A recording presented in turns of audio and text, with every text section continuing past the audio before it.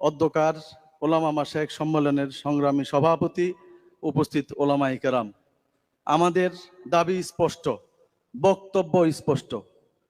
এই 56,000 বর্গ কিলোমিটার বাংলাদেশের প্রতিটা ইঞ্চির সাথে বাংলাদেশের ওলামায়ে কেরামের সাথে সম্পর্ক। এই দেশের মাটির গভীরে ওলামায়ে কেরামের শিকড়। এই দেশের প্রত্যেকটা মানুষের অন্তরে ওলামায়ে কেরামের স্নেহ মমতা স্থান স্বাধীনতার পরবর্তী থেকে অদ্যাবধি পর্যন্ত অবস্থান করছে।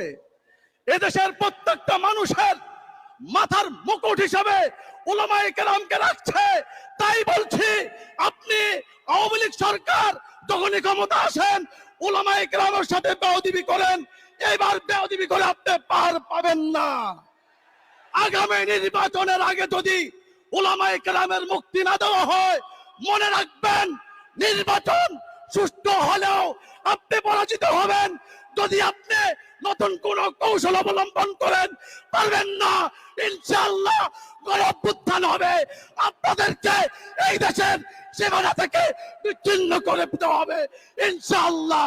অতএব তাদের মুক্তি চাই এবং নির্বাহী আদেশে যেভাবে আপনি আপনার মামলাগুলো প্রত্যাহার করেছেন, ওলামায়ে কেরামের মামলা প্রত্যাহার করতে হবে, করতে হবে, করতে হবে। না হলে আপনাদেরকে ক্ষমতা থেকে ইনশাআল্লাহ নামিয়ে দেওয়া হবে।